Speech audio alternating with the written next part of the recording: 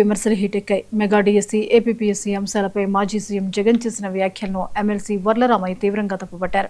డిఎస్సీపై అనుమానాలుంటే రోడ్డెక్కి ఆరోపణలు చేయకుండా అధికారులను కలిసి వాస్తవాలు తెలుసుకోవాలని సూచించారు. 16,000 మంది ఉపాధ్యాయుల మనోభావాలను దెబ్బతీసేలా మాట్లాడొద్దని హితవు పలికారు. లోకేష్కు పెరుగుతున్న ప్రజాదరణ చూసే జగన్లో అసూయ పెరిగిందని ఆరోపించిన వర్లరామయ్య మెగా డిఎస్సీ, ఏపీపీఎస్సీ అంశాలపై లోకేష్తో బహిరంగ చర్చకు రావాలని సవాల్ చేశారు. ఏపీపీఎస్సీ వ్యవహారం హైకోర్టు పరిధిలో ఉన్నందున తీర్పు కోసం వేచి చూడాలని స్పష్టం చేశారు.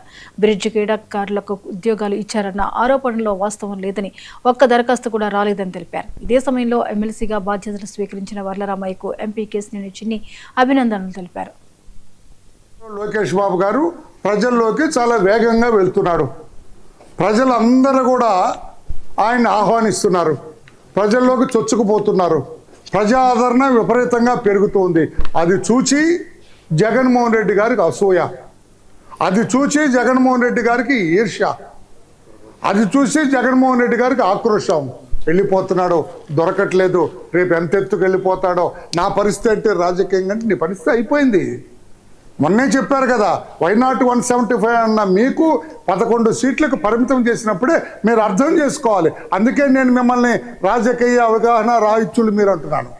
11 సీట్లకు పరిమితం చేసిన మిమ్మల్ని 151 సీట్లు ఇచ్చి గౌరవించిన అదే ప్రజలు మొట్టికాయలు వేసి మాకొద్దు నువ్వు అని చెప్పి 11 సీట్లకు పరిమితం చేసిన తర్వాత ఎంత జాగ్రత్తగా ఉండాలి రాజకీయంగా. మీరు ప్రతి మాట ఆచి తూచి మాట్లాడాలి కదా.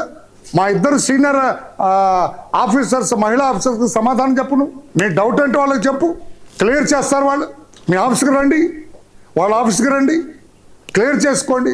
అది లేకుండా కావాలని అల్లరి చేయాలని, ఏదో జరిగిపోయిందని ఒక అపోహ క్రియేట్ చేయాలని జగన్మోహన్ రెడ్డి గారు చేస్తున్నారు.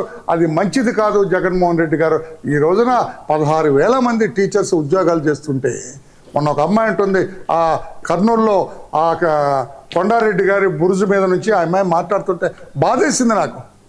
సంవత్సరం అయింది నాకు ఉద్యోగం వచ్చిన సంతోషం నా కుటుంబంలో లేదు. ఈ